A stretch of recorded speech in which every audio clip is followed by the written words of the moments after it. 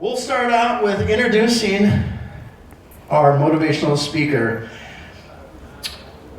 She is the owner of You-ish Coaching, which you can find at, pretty sure it's youish.com. And like I mentioned earlier, travels around the country as a motivational speaker. Former basketball coach here at Pierce College, former EDI Cares retention manager. I was going to say advisor. I keep saying advisor. Advisor is kind of what we do. And that's what she does. She does coaching, advising. She does all that in her work. So please give a big round of applause to the owner of You-ish, Rees Wilson. Is that Shar? Thanks, Terry. Is that Shar? Hi, Rees. Hey, Shar. Hey, Shar. Hello, and thank you for having me. Are you guys more comfortable there versus like right here? Okay, cool. I need to say thank you for being here, obviously, because without you guys, like, I would just be here talking to myself. So I truly appreciate you. Even though you may be here for the ice cream, my hope is that you leave with like some game as well. Okay, so I'm Coach Rees. That's my street name. My full name is Arisa Wilson, but I go by Coach Rees, so you can call me Coach Rees if that works best for you. Because this is like, we're kind of intimate, I want to know names because I want to get to know y'all. Like, this is going to be an active workshop of like you being able to grow in the midst of this. So I know Shar, so we'll just start there. Yeah. Tell me your name. Sarah. Sarah. I am Will. Will? Okay, you said it all together. I was like, hi, I am Will. Like I thought that was your name. Okay. Will, got you right here. Anya, okay. Mimi. Ichka. Did I say that right? Okay. Carmen, with a K or a C? C. With a C. Okay. Awesome. So, like Terry said, I'm Coach Rees. I'm excited to be back here because like Pierce has and will always have a special place in my heart because I used to be Terry's colleague, one of my favorite coworkers. I used to manage and do life with Shar. You left me on red 6 months ago when I was checking in on you. It's okay. But I also used to be the women's basketball coach here. So Pierce has seen me grow up since the age of kind of like 25. My dad went here, my sister went here, my mom went here, my soulmate went here. Like Pierce is just embedded into my life in multiple ways. So always honored to come back and share space with y'all. But we are going to dive into what you can see on the screen. You are the bag. Okay, we are all focused on getting do we know what the bag is before I go further? Will, it's Sarah, right? Yes. Okay. Sarah, you don't know what the bag is? No, do tell. Will, what's the bag, y'all? Bro, the bag is like your goal, your mission, your money, everything, bro. Everything. Get that bag. Yes. Carmen, did you know what the bag was? Kind of. Okay. So the bag is everything that Will said, but from a culture stance, the bag is the physical thing that holds your money. So when everybody's like, oh, I'm about to go get that bag, that means I'm about to go get the money, right? So one of the things that I like to do is I like to fuse research and culture. And I say research and culture because I'm a researcher. I'm a doctoral scholar. And so I actively do research on different things, human development, how the brain works, how we operate, money. So everything we're going to talk about today, as far as you being the bag and money, is going to stem from behavioral psychology, behavioral finance, all of that. Because it doesn't matter if you got the bag, if you don't know how to handle and manage the bag. Because if you fumble the bag, that's the last thing you want to do. So my hope is that today I'm going to be able to teach you how to not only know that you are the bag, how to secure the bag so you don't fumble the bag, and then grow your bag. How does that sound? Sound cool? Okay. So You-ish Coaching is the name of my coaching firm. Where our mission, we're focused on help. Is this on too? I'm double mic'd. I don't like that. Where our mission is to help you develop the mindset, habits, and skills that you need in order to live out your purpose with confidence. That is our mission. And tell me why, Terry said earlier, he asked you about your education, but I want to know more. What are you majoring in so I know? Sorry, nursing. Nursing? International relations. International, both of you guys, right? Okay. Will, what are you majoring in? Business. Business, okay. Sarah? Communications. Communications. I just got some in my eye. Sorry. Carmen? Education and art. Education, arts. You want to be an art teacher? Yeah. Okay. And then you said one more, Communication. communication. Okay. Awesome. So you're here in school to get a degree. Yes? We're in school to get a degree to hopefully have a job, a career, to be able to do what? Make that bag. Make the bag, but like what else? That's it? We're in school to get a career, to just get a job, to pay bills? Is that pretty much it? Because I got bills to pay, so I got to have a job? Okay, cool. I love that that's the thought process, because we're going to break down all of that today. So my disclaimer is I'm not a CPA. You need a CPA. I am not a CPA. CPAs help with your taxes and all that. We're not diving into any of that. Are a certified financial planner. Those are folks who work at like Northwestern Mutual, things like that, where they help you in stocks and everything. That ain't what this is about, just so you know. So you are the bag, but you cannot secure the bag if you are insecure. I'm gonna say that again. You cannot secure the bag if you are insecure, okay? It just can't happen. And so this process is a four-part process: knowing you're the bag, knowing what's in your bag, how to get your bag, how to secure it, and how to leverage it. And so I'm a confidence coach. So everything that I talk about is going to stem from you being able to be confident in who you are, also your major, your money, and your life afterwards. So when I'm talking about you can't secure the bag if you're insecure, we got to figure out how do we even develop our confidence in the first place. So one of the things that I'll talk about, or we're going to talk about right now, is generational freedom. Who's heard of the generational wealth movement? Right? Why do we want generational wealth? Somebody tell me. Carmen, what you got? Well, my definition is just so that way, like, I can continue to pass on my legacy and knowledge and potentially money to my kids, so they can pass it on to the grandkids. Yeah. So can Libby on you. Will, what were you going to say? I got nothing for you. You got nothing? If we've heard of, hello, thank you for being here. Raise your hand if we know what we've heard of generational wealth before. Okay, just a couple of us. So I like to take it a step further. I believe we should pursue generational freedom over generational wealth. Here's why. A lot of times, and often, we'll see that folks, when they pass on just wealth, by the third generation, the wealth is gone. That's the thing. So it's like, cool. So one of the families is like, think about maybe the Rockefellers, the Fords, like all the people who built America, right? Based off it, look at your history books. When you look at a lot of those families, somebody in that family made a whole lot of money. They passed it on to their trustees. And then the generation, like right after that, blew it all. Now, I'm not going to go super deep into that, but I like to talk about generational freedom over just wealth is because, one, as a black and brown person, I value my freedom. Outside of that, the freedom piece is I have intrapersonal peace that money could never buy. There's a difference where a lot of times folks who just focus on wealth, they want to just get to the bag to have the bag for what it is without understanding that there's some concepts that have to go along with this bag. There's some peace, there's some mindsets, there's some security, some confidence, all that has to go along with it. So a lot of folks will talk about just financial literacy. I think financial literacy is amazing, but you tell me, what does it matter if you're literate but you can't comprehend?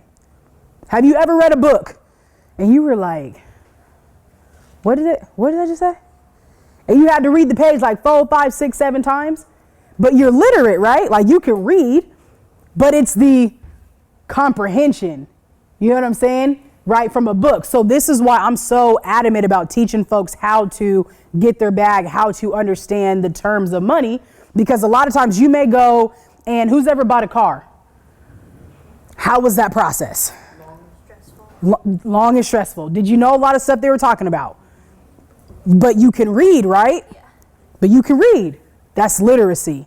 Does that make sense? So what I want to do is I want to take you from just literacy to execution. Because I don't believe that just because you know better, you'll do better. Who's heard that before?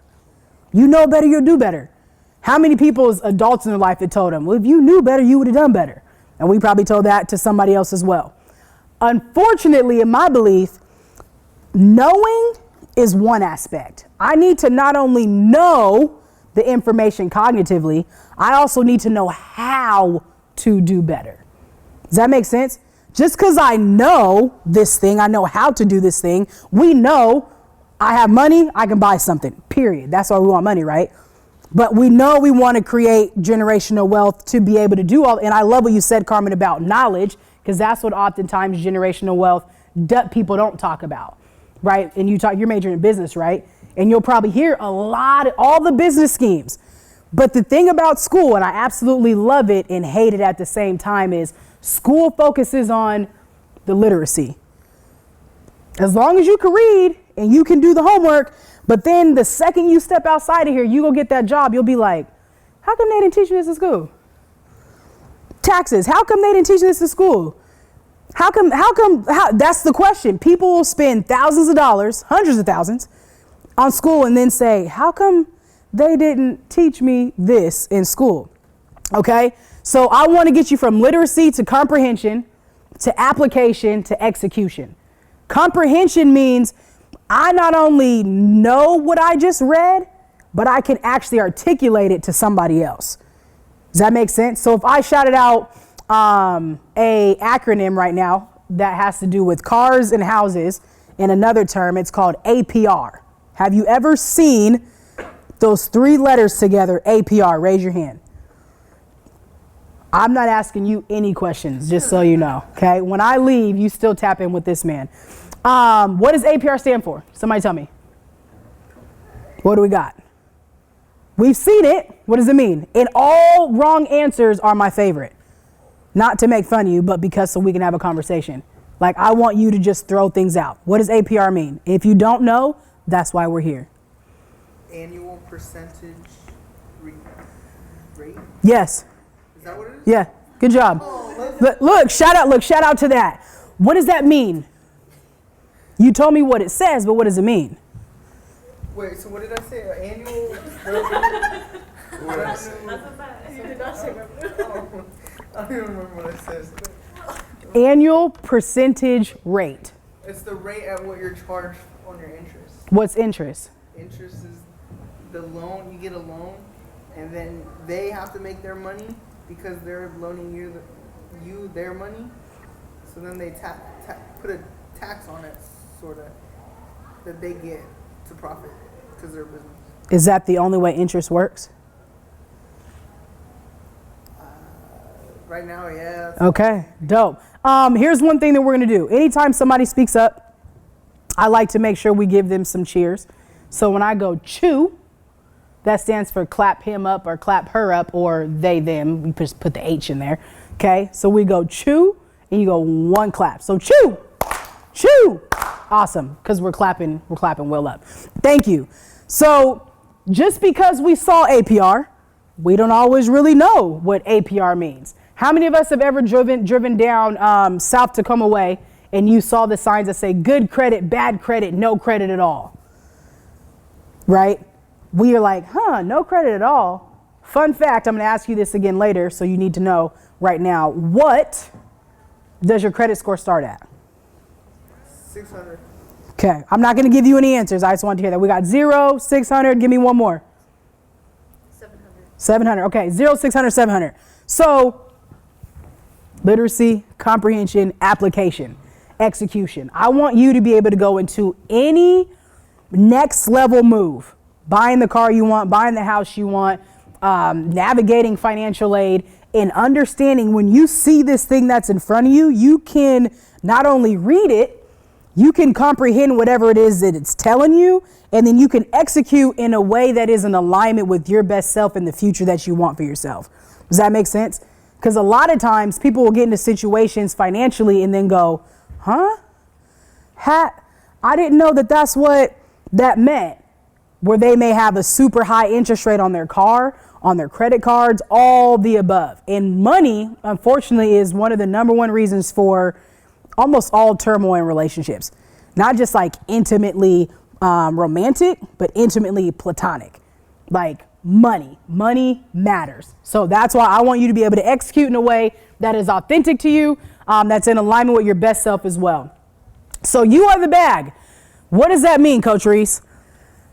Actually, let me go backwards. So you are the bag is what I want to drive home. When you leave here, I need you to know and say, I'm the bag.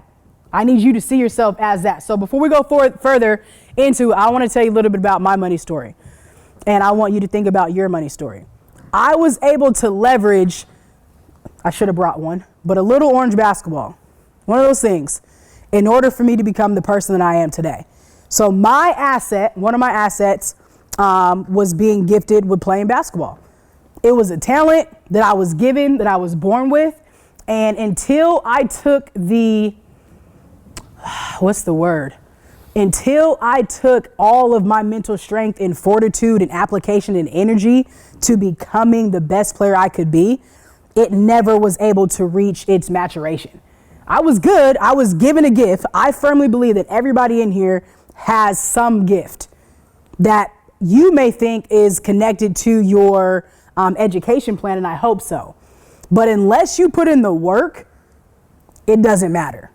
Does that make sense? Like, I was given the gift of playing basketball, and I was good enough to get to one specific spot. And then once I got to college, my community college, I went to Highline.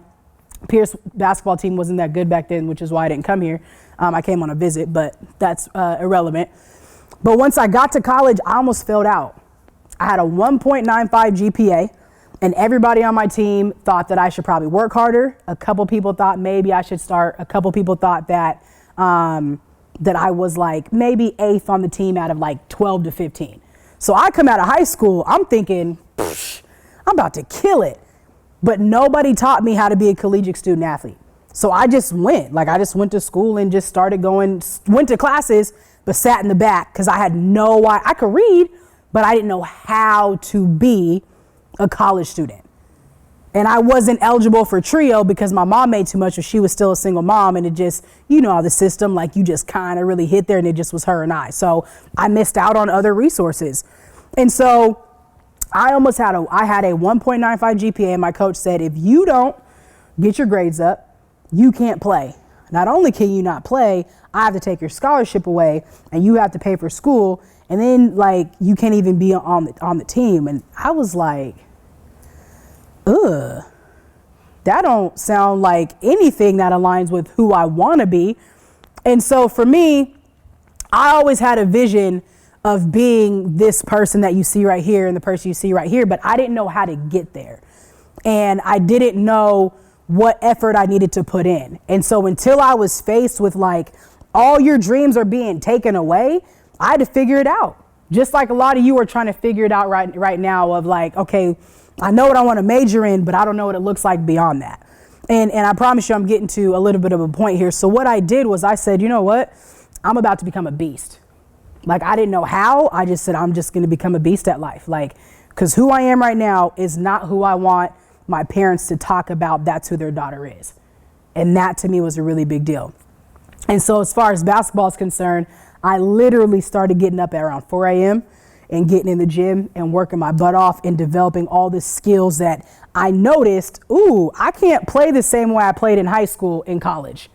And I didn't know that. Nobody told me that. No coach, no trainer, no nothing. I couldn't be as out of shape as I was in high school and college. I would get ran over. Why? Because the talent was better. How this may relate to you is, especially whether it's business or it's communication, the higher level up you go, the better people are. So the number one thing is you got to be really good in order to succeed. If success matters to you, it's up to you to figure out, where are my gaps at? How do I get better? And the reason why this matters is you will not be able to keep your bag and secure the bag that you want if you're not good. Nobody pays anything for something bad. Who goes to a restaurant and gets some food and it's nasty and don't say, I'm trying to take this back? Don't we try to take back bad food? Let's say you go get some groceries and your apples are bad or your oranges are bad. What would you do? You would probably go return it. Nobody wants to pay for anything bad. So the same exact thing with you. The better you are, the higher quality you are, the better your skills, the more money you will receive for that specific thing. So I had a dream, and it was to become a professional basketball player, but I told nobody, not a single person. My dad believed in me, and he'll be in here at some point. But I told nobody not because I didn't necessarily believe in me. I just had no idea how it would happen. And if I didn't tell anybody and it didn't happen, then then it didn't matter. Has anybody had a dream and they just never told nobody about it before? They ever been there? That's real life.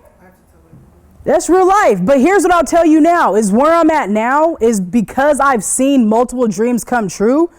I tell multiple people like Will just said about it. Because now I know if it's supposed to, it will.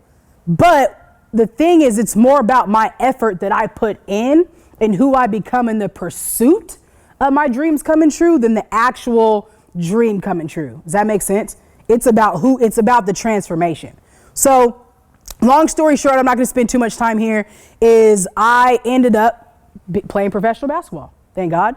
I got really good. I got in the gym. I got in the classroom. I turned myself around as a student and as an athlete. I became a learner and I transformed who I was to become who I am today. Once I realized this, I was able to go off to a 4-year school in California and I got introduced to real estate. And I got introduced to real estate not intentionally. I got introduced to real estate by watching somebody else who I had a youth academy. And somebody on my team's parents had an apartment. I didn't know people could have apartments.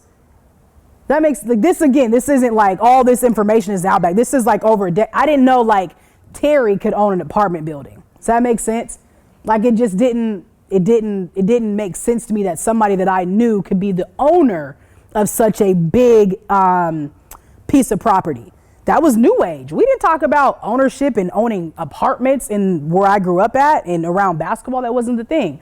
And so I was like, you could own houses and things like that. So once I found that out, this is at the very beginning of podcasts. I started learning all that I could, which is where you see these books right here. I became a learner. I wanted to learn everything that I could about anything that I thought was going to help me become the person I want to be. So that's going to be my first thing for you is if you want to succeed in whatever your definition of success is, figure out how to develop a learner's mindset, which is different from a student. A student just submits the assignment. A learner's transformed by it. Does that make sense? A student submits an assignment. A learner is transformed by it. When I say transformed by your assignment, it means what in this assignment, and not necessarily the problems on the page, but is me doing this hard work, is it developing a skill in me that I'm going to use at another time? Procrastination. Is it allowing me to address my procrastination? Is it allowing me to be more disciplined? Is it allowing me to grow in my mindset, my communication, my vulnerability, and maybe asking for help? So it may not be the actual assignment itself, but who you are becoming while you're doing the assignment, okay? That's the learner. The other piece is leveraging. I leverage my basketball ability to be able to get a scholarship and then obviously became a pro. But also while I was in college, I started a youth academy. So I became an entrepreneur at 20. So now I've been on this entrepreneur journey for around 12 years. But in that, again, that's all the transformation. And right now, becoming an entrepreneur is one of the easiest things that you can do. It starts with what are my gifts? What are my talents? What do I care about? And how do I want to impact people? Money can be made off of anything. Anything. You can monetize anything. But I would advise you to monetize something that matters to you because it ain't easy. And we'll talk about that in a little bit. So that is a little bit of my money story. And so I want you to think about right now, like, what's your money story? Where does it start? What's your journey? When I was here, I would talk to students about creating an education plan that was connected to their purpose that helped them make a profit. EPP, education plan, purpose, and profit. The more you know you, the more you'll understand what your purpose is. And I believe that your purpose is connected to a profit so you can, yes, create generational wealth, but also generational freedom. So let's dive deeper a little bit. And so for me, these different areas are something that are part of my foundation and my money. My grandma, she taught me how to save. She saved and saved and saved and saved. Why? Because she never wanted to be broke. Everybody always has some type of motive behind what they do with their money. My mom, she taught me how to give. She gave 10% of everything. So now I give 10% of everything. My dad, he taught me patience because he made me put things on layaway. Anybody know what layaway is? Yeah. Back in the day, we go to Kmart, layaway, I'd go to the mall, have to put some Jordans on layaway. But that taught me patience, right? I hated it, but it taught me patience, which is necessary. Culture taught me how to spend. I have on these dunks because of culture, and they are uncomfortable. I don't like them. I wish I had on something else. But culture, right? Culture taught me how to spend and try to stay swaggy. But death in purpose taught me how to live. And so when you're thinking about your life and money, I want you to think about who influenced your money story, who influences why you do what you do and how you spend and why you spend or why you save. I thought for a long time that my grandma's saving was because she was trying to be conservative, but it was really out of fear. And when I learned that, I was like, yo, that's sad, because it was out of fear, because she was left at one point in her life with nothing and she never wanted that to happen again. So she became an extreme saver. So everything that you do with money is because of something. So I want you to start to survey the people in your life. How are your family members with money? How are they with credit? How are they with debt? Do they spend a whole bunch? Or do they gamble? Do they save? Do they give? Everything that we do is because of something or an influence from someone. So that's your takeaway, is I want you to think about your money story. So when I talk about you are the bag, it's 4 aspects. Capital. What is capital? Your money that you got with you. Say it again. The money that you have right now, or Okay. you need to build up whatever you. Money. Yep, I got you. Somebody else. What's capital? Did you raise your hand? No? You were like, heck no, I did not raise my hand. Got you. Okay. Anybody else? What's capital? Business majors. Yeah, I think Will's the only business major. Yeah. Okay. Capital is money. Capital is an asset. So the first thing that's inside your bag is capital. When it comes to you as a human, and I say that you are the bag, I'm saying that you are the bag because you are the most valuable asset in your life. Does that make sense? You are the most valuable asset in your life. The reason why you're the most valuable asset in your life is because nobody can do for you like you do for you. If I was to say, Shar, can you go to the bathroom for me real quick? I gotta go, but I'm up here speaking. How silly does that sound? Because literally, out of Shar, the kindness of your heart, you would actually go to the bathroom. I know that. But the unfortunate piece is that doesn't do anything for me, right? It relieves you, but it doesn't relieve me. So the point of that, though, is this, is as humans, people can assist us, right? You have your trio assistants here with Jen and Terry, which are amazing. Even if they did your homework for you, they couldn't walk the stage for you. Who knows? Maybe they could if you're in the hospital or something like that and something was given. But when you go, and Terry, right, they would both do that. But when you went off, you are lacking the what? The knowledge, the know-how, the execution, the ability. So nobody can fully do anything for you. Nobody will change, literally. Nobody will be able to change unless they want to. And so you are your greatest asset, is because if you don't develop yourself to be somebody who knows how to execute, if you don't develop yourself to a form that you can leverage who you are, you will be unsatisfied with life. That's just the best way to say it. Okay? So your capital also breaks down to a couple different ways. Who knows how to speak multiple languages? Raise your hand. Form of capital. That is a form of capital that you can leverage in the future. Especially international studies, right? That, you know how much people pay for somebody to speak multiple languages? If you and I were going up for the same job, who are they going to choose? You or me? They can choose you. I may be, who knows what? I may be Dr. Rees Wilson, but the second Mimi shows up and they're looking for somebody who's bilingual, I'm out of a job. Does that make sense? So that's a form of capital that a lot of people don't understand, that there's certain, it's not always assets monetary wise, but it's things that are within you. Another form of capital is who had to catch the bus growing up, going to high school? Form of capital, because that built some resilience in you, huh? Right? Resilience is a form of capital. Who had to take care of siblings growing up? Talk about it, right? Like that's a big deal. Taking care of another human being is a big deal to the 10th degree, right? And so, one second, my lips are chapped. I can't do chapped lips. The reason why I'm saying this is because I need you to know that number one, if you're going to be the bag, you have to know that inside of your bag is different forms of capital. The capital is money. What that is your lived experiences. It's your ability to speak multiple languages. It is your positivity. I'm going to pick on Shar real quick, or not pick on, but I'm going to call on you because your ability to be optimistic will just get you hired somewhere. Does that make sense? It's not a skill. It's not a piece of tangible something, but I would want you around me and on my team because of your personality.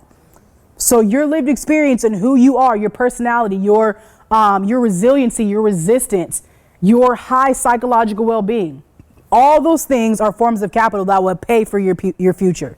Okay. The next thing is your purpose. I believe that your purpose is your greatest asset. I believe that everybody was born with a purpose, on purpose, to live out a purpose. Okay? Everybody was born with a purpose, on purpose, to live out a purpose. Your purpose, again, like I said, is connected to profit. If you follow your purpose, you will make money, period. I don't know how much money, but I'll tell you that I got an 8-figure purpose, period. I don't have 8 figures yet, but I have an 8-figure purpose. Okay, those are two different things. But the fact that I know I have an 8-figure purpose means I'm going to continue to put in the work. But I also told you what? That I'm a giver, right? So what's 10% of 8 figures? What's 10% of 8 figures, Terry? Well, let's say what's 8 figures? 8 figures, 10 million. 10 million. What's 10% of 10 million? It'd be 1 million. So if I have an 8-figure purpose and I think that I'll be making 8 figures a year minimum, and I told you a minute ago that my mom taught me to be a giver and I give 10% of everything because somebody in here is going to get a scholarship, right? That was even on the poster because I'm a giver. So I don't want to just make money for me and my family. I want to give money away. So if I'm making minimum $10 million and I'm giving away a minimum of 10%, that's how much? That's $1 million. That means I'm giving away $1 million a year. That makes sense? So I need to live out my purpose so I can bless somebody else. I have to.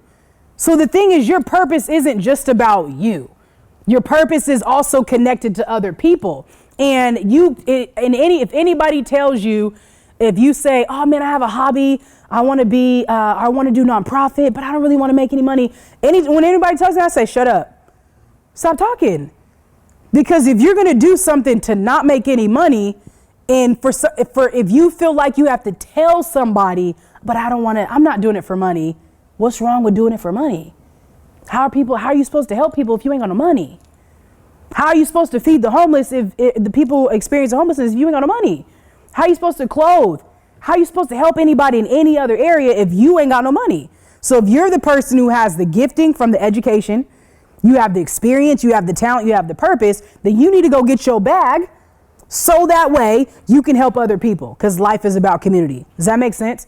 So that's why your purpose is your greatest asset. That's why I'm so committed to what I'm doing. And regardless if there was one person in here, I'd be giving you the exact same energy because I'm committed to my purpose. Okay? Your purpose, the next thing is gifts and talents. Your purpose is connected to passions. So your passions are your gifts and talents in action. One of mine happened to be basketball. I don't play basketball anymore. But if I wouldn't have played basketball, we wouldn't be having this conversation because there's alignment in your assignment. So the thing I'm going to tell you is to be curious. The more curious you are, the more you communicate, the more you get to know people, all of those different things, you will start to see doors and things open up in ways that you never imagined. But if you don't follow your curiosity and you don't stay in alignment with your gifts and your talents, then you're not really living in your purpose and you're not being authentic to you. Okay? So that is a form of capital. Your gifts and talents are inside your bag. You can't see them, but right now I'm living out my purpose and using a gift and talent. One of my gifts, speaking, articulation, that's a gift, but I have to get better at it, to continue to get better at it because I'm a learner, right? So I'm being committed to the process of it. The next piece is execution. The person that can finish, anybody can get started. Anybody can fill out the application. Anybody can start any process. But if you can execute, that is a talent that people will pay for, okay? So you are the what?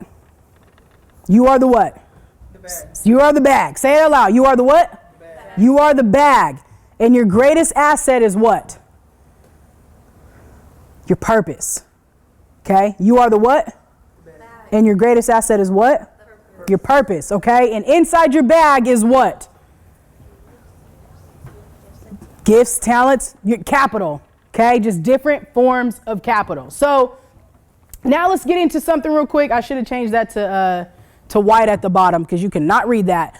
The economic self-efficacy is your belief in your ability to secure the bag and not fumble it. Who right now believes that they can handle $100,000 salary? By show of hands. Who believes, like, if I got $100,000 salary, I can handle it? Handle it or spin it? Handle it now. You can handle it. Okay. And but here's the thing. Right now, I believe it's over 60 some Americans feel as if they're living paycheck to paycheck. And these are Americans who are making over $100,000. Now, part of that's due to inflation because groceries, eggs are like $5. That'll make no sense. Okay. So part's inflation, but the other part though is how are they managing what they have? Right? I'm not here to tell nobody how to manage your money, but again, I'm here to help you get out of not being able to, let me say this a different way. I'm here to help equip you with the belief in your ability to secure it, to get that $100,000 salary. Get it. Get that 150, get that 200,000, whatever it is, but to not fumble it because a lot of people are fumbling the bag because they don't know how to handle it. So that's that execution. Can I execute and keep the bag? Can I have that belief in myself that I can manage the money that I've been given and I can go get more? That's the thought process. So for a lot of folks, especially first generation students, first generation low income, that's who Trio serves. A lot of you, based off the stuff that you've been through, have a survival mentality, survival mindset. Who has heard of scarcity mindset? Do we know scarcity?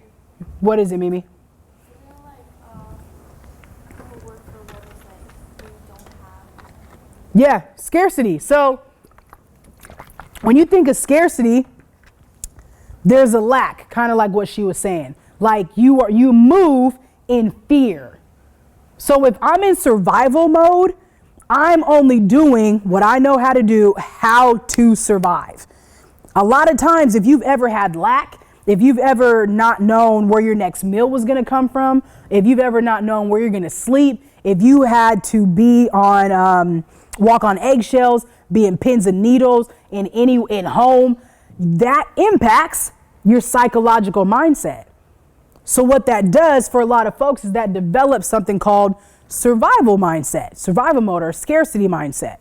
That then impacts how you do with the money that you get after that fact. Does that make sense? Okay. So a lot of times, and I would be interested to see how many of those folks who in that 62% who are making over 100,000 are living with the scarcity mindset.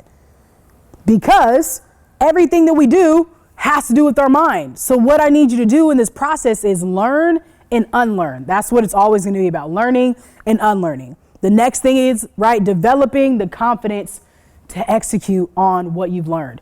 Okay, you're going to have to, like I just said about my grandma, like, wow, I didn't know that was it. And I don't want to save money because I'm fearing that I'll never have it again. So if I'm going to be in thrive mode isn't ignorance. Thrive mode is understanding that I know how to get the bag, how to secure the bag, and scared money don't make money. So if you're going to be in business, you guys are going to leverage yourself. You can't make money being in survival mode. Sorry, you can't multiply money being in survival mode. You can make it because anybody can just go get a job and make money, but you can't multiply money and elongate money and create generational freedom if you're living in survival mode. Two different things. So in order for you to really get to generational freedom and have economic self-efficacy, you have to get to thrive. You have to develop the confidence to be able to do that. So as we move forward, and I'm going to break down some of this, and we're going to get that much more into the money in a minute. What does it mean to be human? Why does all this matter?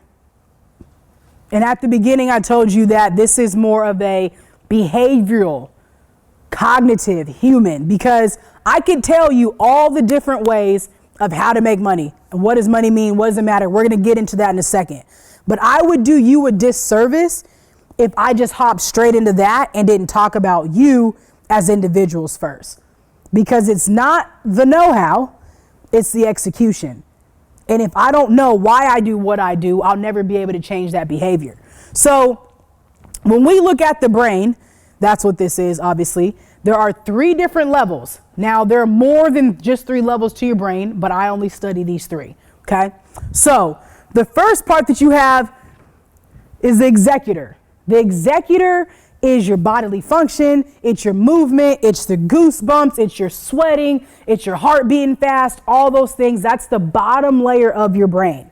Okay, that's the executor. Anytime anything happens, let's say you get scared, you go, and you move, or you jump, or you run, or you get something happens, right?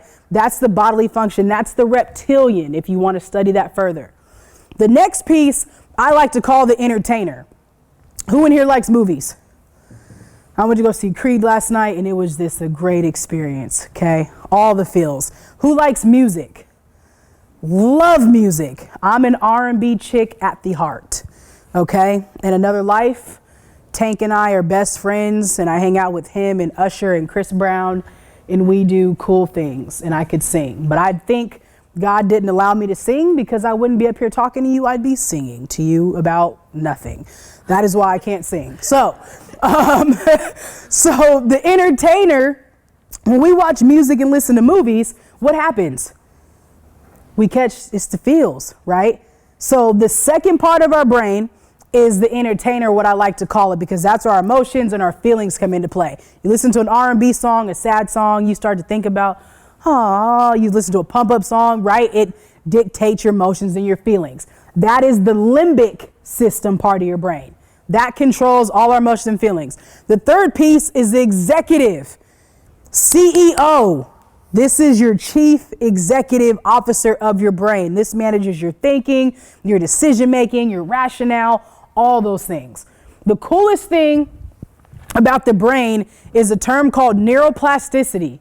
And right now, a lot of our brains are still developing. How old are we real quick? How old are you? 22. 23, 21. 17? 18? You don't want to say? That's how old? Okay. Terry, how old are you? I'm still 29. Got it. Jen? 36. Okay. So a lot of our brains are still developing upwards between 25 and 30. But the cool thing about your brain is neuroplasticity, which means our brains are like this. If I melted this plastic, it's malleable. If this was glass and I dropped it, what would happen? It would break. Our brains, obviously somebody can go brain dead and it would break, but when you are intentional, and this is why I'm telling you all this stuff, about developing specific habits and the right habits, you can train yourself in the direction that you want to go. Does that make sense? Because your brain can be molded and developed in a new direction. So because of that, there's a process that goes on. I get money. I go spend money. And somebody might say, that's my money habit. I just get it and I spend it. I don't know. I get it. That burns a hole in my pocket. Anybody ever said that before? It just burns a hole. I don't know what happened. I got paid and then I got $10 left. I don't get it. That's a habit. But oftentimes we don't know why we have that habit. There's something that's going on in our brain, conversations that are being had without us even really knowing. So what's cool is one can talk to three, three talks to two, two talks to all of them. Sometimes the executive will think something and then it'll trigger an emotion and then you will physically go do it. Does that make sense? You will think about, oh, wow, and then the emotion will rise up. You'll be like, I wasn't thinking that. So let's say you were just eating some ice cream and I was like, ooh, but I wasn't thinking about ice cream before until Terry started eating some ice cream. And now I have this emotion that rises up like, I like ice cream. Ice cream makes me feel good. And then I go get ice cream. You ever seen in a TV show and they're doing something, you're like, that's awesome. So our brains are literally wired to see, think, feel, trigger an emotion, trigger a feeling, and then our body to do something. Or our body does something, we then feel an emotion, and then we think. The reason why this matters with money is because if you don't understand how the brain works, you will forever have poor money management. I don't know if you have it now, but I'm just saying that may be the case. So it's important for you to know that your brain or your mind is your brain in action.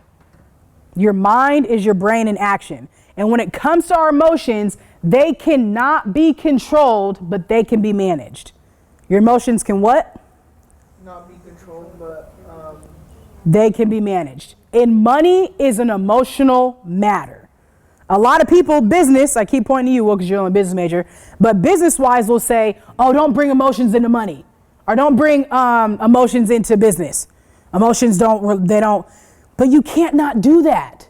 Tell me why. because you gotta go with your gut feeling. But what's your gut? Shoot, I don't know if your gut tells you to invest in Tesla. Invest in Tesla.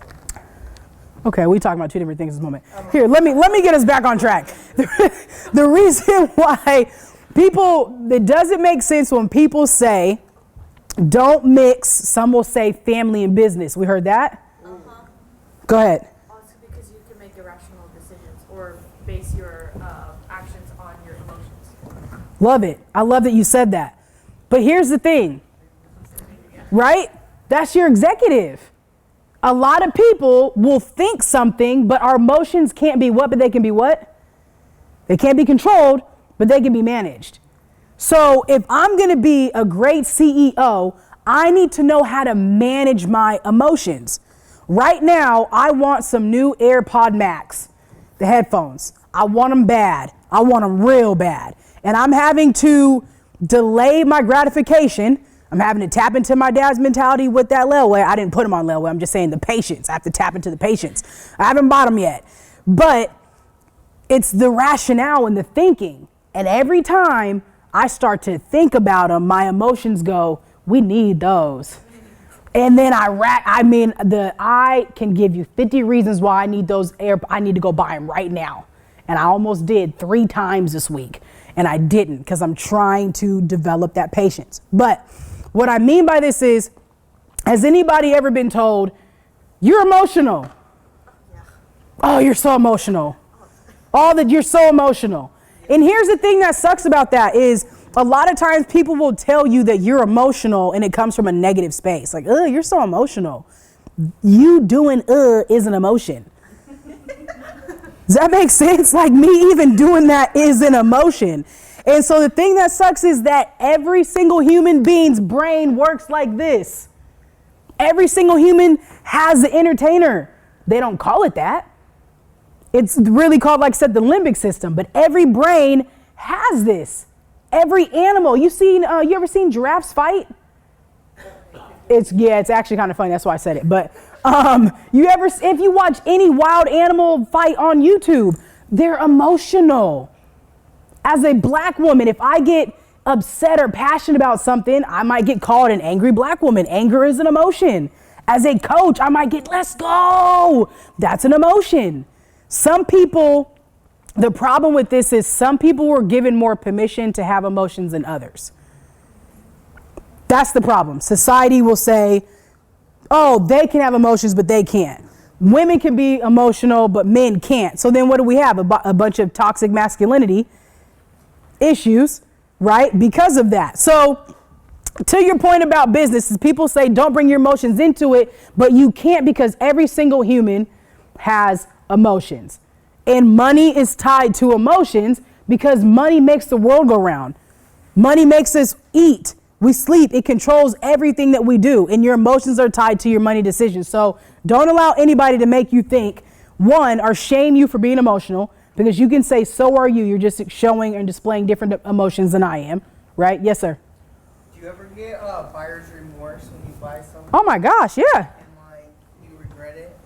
Yeah, I did that with my the second car I bought because I made the wrong decision. So it happens because we're human. Definitely, I should have done something different. I sought advice from somebody who I trusted. They gave me really good advice. I didn't like it. And I was in my early 20s. And again, our brains are still developing it, and I rationalized it. And then what I did, and this is how car dealerships will get you, everybody but Terry gets got by car dealerships. You get there, because Terry's emotions are different. Because you get there and they say, come on, sit in this. Take it, yeah. And then your emotions go, ooh, I look good in this. I feel good in this. Look at people. And then this is the thing. You thought it, then you started to feel it. And now you're rationalizing it. And now you're like, and then they say the interest rate is only 30%. And you're like, I could kind of, it's a horrible interest rate. But you know what got involved? Them emotions. Because they can't be controlled. That's why I haven't gone to the Apple store. Because my emotions can't be controlled, but I can manage it. So I have to keep myself away right now. Because if I go, it's a wrap. What else saved me is they're sold out of the color I want to. That really helped. But still, that's the part though. This is why this matters when it comes to money, is a lot of people don't understand this. This is how you get got and you get caught up into having a bunch of debt, negative debt that doesn't build assets, or even student loans are predatory. So when you hear predatory lending and things like that, it's because they're preying on your emotions. Yes? What's your thoughts on having credit cards? I'll get there, and I'm going to speed up so I can get there because I love talking about credit cards. So, but the root of this all is I really want you guys to know, right? Number one, that you're the bag. Inside your bag is capital, but the thing that runs your bag is this. So you will not be able to have economic self-efficacy unless you learn how to manage your emotions when it comes to money, right? Okay, so keep that in mind as we continue to move. Again, this is the flow. Our emotions happen, feelings happen, we have thoughts, and then we behave. And our behavior a lot of time is in the form of reaction to something. If somebody emotionally eats, emotionally eats, that's a reaction to something. Spending, overspending, underspending, all those things all start in the mind. So I'm going to skip through this piece a little bit, and I talked about generational freedom and wealth because I want to get to this part. So I want you to think about it. Ask this question to yourself, really. What is rich and what is wealthy? I want you to think about this. What is rich and what is wealthy? These are two different, this man and I'm glad you're here because you're my favorite person to talk about money with. We have the same and different thought processes when it comes to money, in the way money should be spent and made in life and all the above. But have some of the best conversations around it. Everybody's definition and thought process around rich and wealthy is different. But if you don't know what yours is, you will end up allowing the wrong view to persuade you.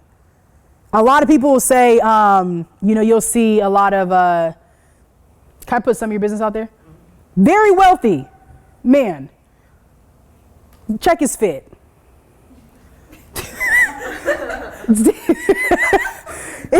No diss though, but he's in alignment with who he is. That's authentic to him being him, right? I'm a full-time entrepreneur, growing and developing. I'm not where I want to be, and nor am I I don't have a guaranteed salary the way I did when I had a job. So I have to move and think different now than I did before. Does that make sense? Because money right now ain't that guaranteed. Right before this, I was doing a session with some students at Louisiana University, LSU. 60 something students on there on Zoom for free. There's 4, 5 in here, and I'm paid to be here. That's what it looks like to be a full-time entrepreneur. Does that make, so it's just like, if that's you, we talking business, we talking real. I just did that for an hour something for free over there, way more students, all those type of stuff. And even if I didn't get paid to be here, I'd still be here. Because that's just who I am, right? But y'all got the bag, so I'll take it, right? Leverage it. Anyways, the point of that though is you need to know and be secure, because if you're not secure in what your vision of rich and wealthy looks like, you will do things that end up costing you the bag because you were trying to look rich and wealthy and please other people whose opinions don't matter. Does that make sense? Right? Like, I'm trying to please somebody with these dunks on and I'll probably never wear them again. I hate them, but I got a discount on them. So that's the only reason why I bought them. You also have to know is, what does success look like to you? It looks different to everybody. If you don't know what your version of success looks like, you will end up doing things according to somebody else's measuring stick.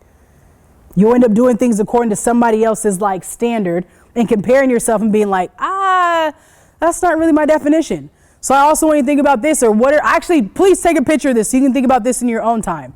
What are your motives with money? Why do you want it? And if money wasn't an issue, what are you doing with your life? That's a question you need to be able to answer. And it'll change as you continue to grow. And the last one is the most important. Does the amount of money dictate your work ethic? If the amount of money that's given to you to do something dictates your work ethic, you will not be able to sustain a high quality life. Like I just said, I just got done doing something very similar for free. Work ethic, fire, same amount of energy.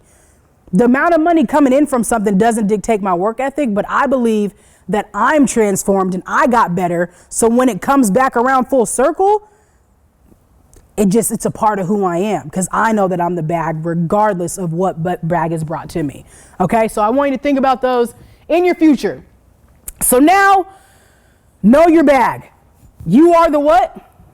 Bag. You are the bag. Now we got to know your bag. This is everything that's inside of it. Now we're really tapping in to money. We're having a little conversation. We talked about capital, right? What is capital?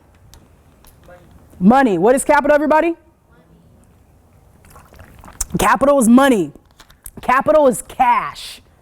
Okay? Capital is something you have access to. Like, if I had cash right now on me, that's capital. If something happens, like I have real estate properties that have equity in them, that's not capital because it's in something. Does the difference make sense? Like, I have $100,000 of equity in a property, but it's not cash and accessible capital without having to go through a process. Right? Whatever's in your checking account, that's cash, that's the accessible capital. Does the difference in that make sense? Okay. But asset, my property is a asset, right? Because are the same way similar to your what? To your purpose, right? That was you are the bag, right? Now my property is an asset that has money in it. The opposite of an asset is what? A liability. What is that? What is the liability? Your car. Why? Shit. Let's have the convo. So let's talk about asset real quick. What's an asset and what makes something an asset? An asset makes you money, whereas a liability, you have to put money in it. You don't get nothing out of it. Okay. What if I use my car for Uber? Is it still an asset or a liability? It'd be an asset. What if the car's paid off? You still have to do oil changes and tire maintenance. But is it a liability? Yeah, Why? because you're throwing money in. Oh, actually no, because you can sell it and then. But what if I need my car? How am I going to get around? Honestly, I don't know. So here's the thing. A lot of this stuff can be subjective. But if you don't know you won't know. Does that make sense? I like to lease cars.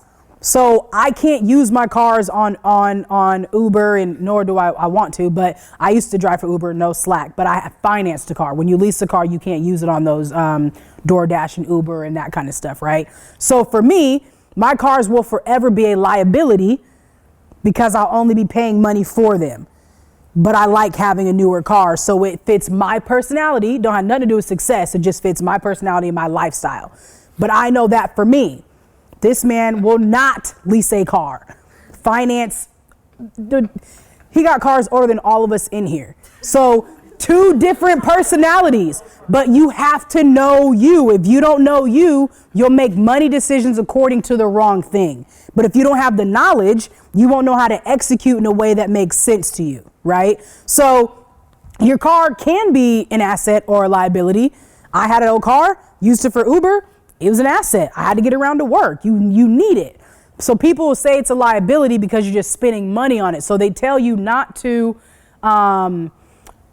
spend way more or try to throw a whole bunch of money you don't have or have a really high interest rate or spend a whole lot of money monthly on it if it's just going out. Because the second you drive it off the lot, what happens?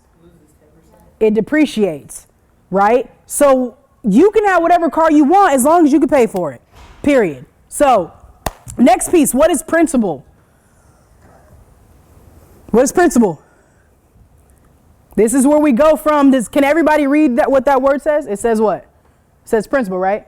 This is where we go from literacy to comprehending. What is principal? The initial amount. Is it? Yeah. The initial amount of what?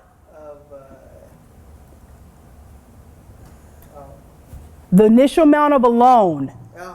Okay? Principal is the initial amount of a loan. Student loan, any loan, student loan, home loan, car loan, any loan that you gonna get, the principal is the initial amount, okay?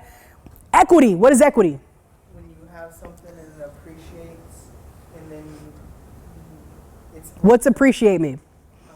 it goes up in value. Okay, do we all hear will? Okay, well, it was equity. So real estate, I have an asset. I took capital, put it down on a home, bought a house, it became an asset, right? In that asset then, it went up in value, it appreciated, so now I have equity. How do you discover equity?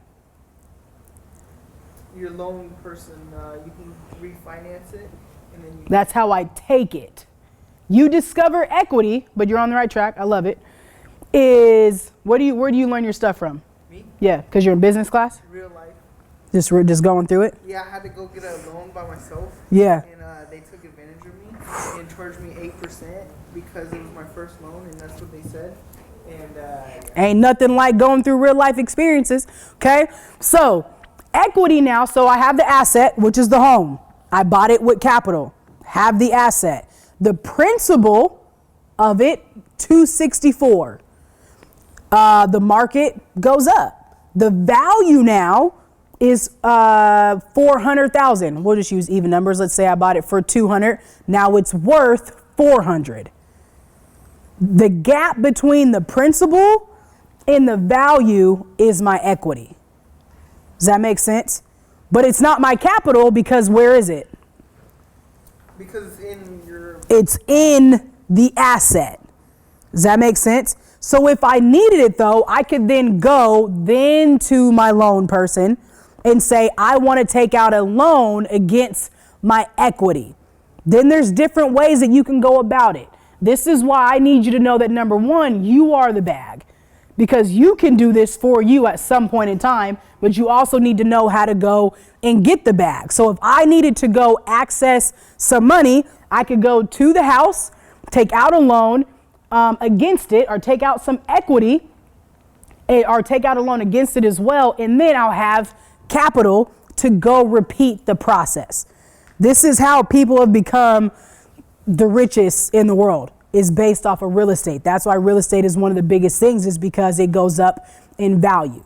So when you get your degree and you go get that job, the first thing you want to go do is try to find you a property, right? Even, I would say, even in this market, if you can get you something, you want to get you something. Reason being is because that property one, they're not making any more land. So you want to be able to get your hands on something. But when you do, you also become your own bank. So becoming your own bank is exactly what you want to do. I can take a loan out against me and I don't have to worry about anybody else. Does that make sense? Okay. So the next one, what do we got? Interest. We talked about this a second ago. 2 types, earned and paid. Interest earned, interest paid. Earned is I can have a high interest yielding savings account. What that means is I can put money in a bank account and they pay me right now. The rates are really good. Does anybody know why savings account interest rates are really good right now? And did you know that you can make money off a savings account? Raise your hand if you knew that. Okay. So you can make money off of a savings account. They're called high interest yielding savings accounts. A lot of them are in online banks. Ally is one that I use. Banks right now are giving you money. Give me your money. They want your money. Why do they want your money? So they can charge higher interest rates to people that want their money. Yes. Say it again, Will. I can't remember it. Something about... Yeah. Banks want your money so they can loan your money. Because banks play with your money. They're a corporation. So can I hold on to your money? If you let me hold on to your money, I can then go loan my money to that man back there. And then you and I make an agreement that I get to hold on to your money for 4 years. So I got at least 4 years. Does that make sense? But it's up here. But they entice you with high interest. So if you give me $100, I'm going to say I'm going to give you 3.4% of that $100. Okay? Here's what happened during COVID is I saw this same high interest yield account go from like 3.4 to 0.9 in a year. Now it's back up to 3.4. Okay, so now when you're starting to see these things, now you know what they mean, right? This is us going from literacy to comprehension. So now is a good time for you to go get, I don't know if I have it on there, I don't, a CD. Do we know what a CD is? Not a compact disc. A CD is a certificate deposit. Okay, so a CD is another thing that banks will do. Come give me your money for anywhere from, 24 months to a couple years. You have to lock it in and we will give you a lot of money on it so they can play with your money elsewhere. That's why banks pay you interest so they can play with your money elsewhere. And then interest paid is when you go right now, banks are saying the interest rates are really, really, really, really high. They're really, really high because they're trying to prevent you from not getting a loan because they don't got no more money. Does that make sense? So it's 2 sides. The banks need you, but this is where you should decide which banks you want to do life with because it's a relationship. Who do I want to give my money to? Right? What bank or credit union? So if you see a really high interest rate, it's usually to try to prevent you from like trying to do it. And if you see a really high interest rate for being paid, it's because they really want your money. Does that make sense? Do we all have a handle on that before I move forward? Yeah. Okay. So compound interest. That's something when it comes to being paid. You want compound interest. You want to be able to tap into any type of investment and savings accounts early because now you're getting interest on your interest on your interest. So the longer you keep something in it that's earning interest, the more and more and more you'll get. ROI. What does ROI mean? Come on, business. Return on investment. Return on investment.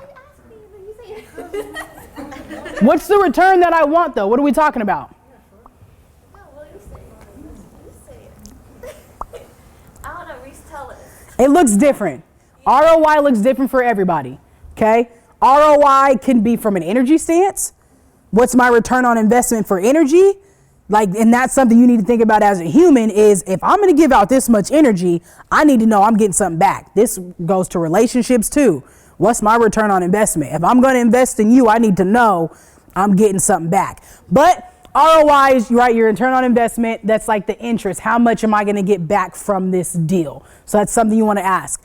Gross versus net. What is it? Gross versus net. What is gross? What is net? No, Will, hold on. I love that you know, but I want to hear. Carmen, what's gross?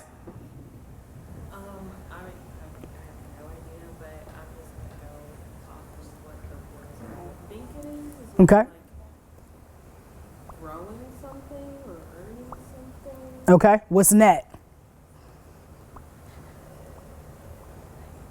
Okay. I love it. Because we all are using our education to do what? Learn. Yes, but then what? To get a job. To get a job. We want to get a job because we want to earn money. So, gross is how much they offer you. We talked about that $100,000 salary, right? So let's say you get a job offer and they're offering you $150,000. That's gross. Okay? It's gross. Your net is what you take home. Got it? The way that I always remember this is, again, basketball is, I think, let's say somebody made a shot and I was like, ooh, that's nasty, that's gross. But then when the opposite team gets the ball out of the, they're taking it out. Does that make sense? That's how it makes sense to me. Okay, so gross is the actual ball going through the hole, and then net is what you get to take home. So whenever somebody says we're offering you $150,000 salary, you don't go to your calculator and be like, $150,000, not about, ooh, I'm getting, because you're not. That's not what you're getting. Want to know why? Because of taxes. That's why there's a difference between gross versus net, is your taxes, okay? The other thing about this that I want you to think about is, if you have a salary job, you get paid 26 times a year. Does that make sense?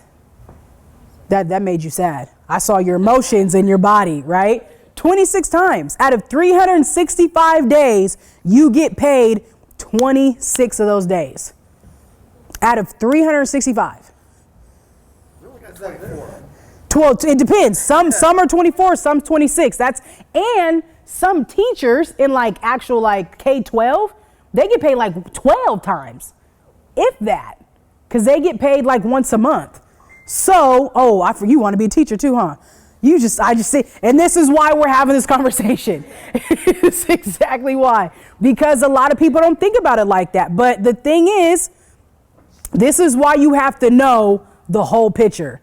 Because a lot of folks don't break it down and say, so a lot of teachers end up going to do a lot of other things, driving Uber and all that other stuff, so that way they can have some extra money coming in all those ways. That's why real estate is a great vehicle, and people talk about having passive income because they don't want to just get paid 12 to 24, 26 times a year.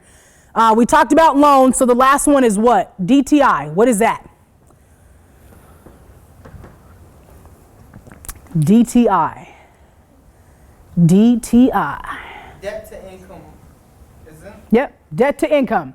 So debt to income matters when you are looking at getting a loan, more so when you're looking at getting a home loan. So when you go through the home buying process, they're going to look at your debt to income. They're going to look at how much debt do you have in comparison to how much income you're bringing in. Okay, so this was kind of like the language of money quiz. Now you went from being literate in reading this to actually hopefully being able to comprehend what it is. The next step is, as you go through life, just apply, right? You're getting the reps. You're learning and you're unlearning as you go. So this right here is called your do you number. What does it mean to do you? Say it again, Will. Yes, that's exactly it. I want to know, how much does it cost for you to do you? You got to know how much it costs you to do you. How much does it cost for you to do you? Okay? How much does it cost? A lot of people don't know how much it costs for them to do them. And this is where oftentimes the paycheck to paycheck philosophy gets a bad rep, because some people are literally living right here on 2,000 coming in, 2,000 going out, and that's it. Or for some folks, you've got 2,000 coming in, 3,000 going out.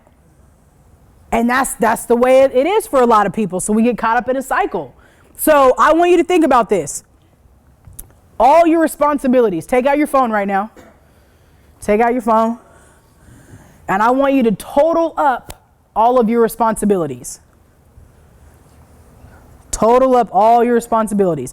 And the way that I define responsibilities is anything that if you didn't pay it, somebody else can come and take that joint from you, or it can impact your credit. Okay? So usually rent, car, gas, water, like it'll impact your way of life, your way of living. Those are your responsibilities. Total that all up.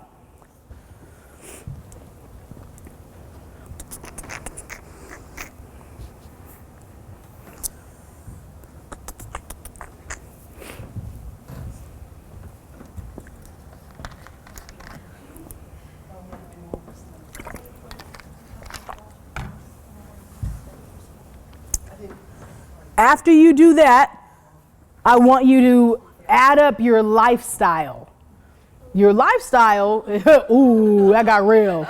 Your lifestyle is different. Everybody's lifestyle hits different. I got to get haircuts at least every other 2 weeks, and it is way too expensive.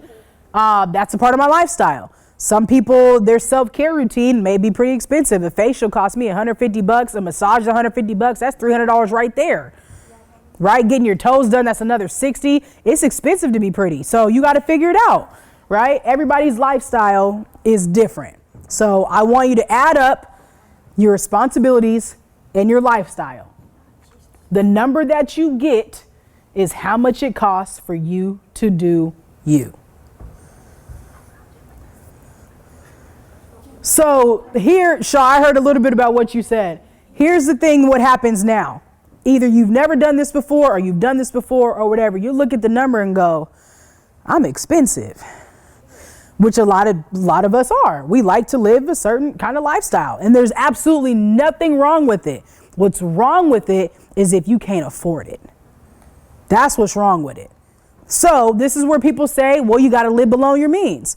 The next thing that I'll say, though, is if I have this number right now, and then now I'm going job seeking, I need to make sure whatever job you offer me meets this minimum.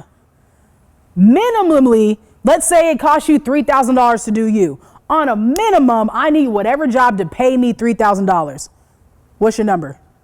I downsized 2,300. You downsize? That's when we start changing our mind to make different decisions. I'm a cook at home this week. Okay. But that's real life, and this is why it's important to look at it, okay? So as you job hunt, as you're trying to figure out what you're doing in life, you want to know, is this income going to meet this minimum number?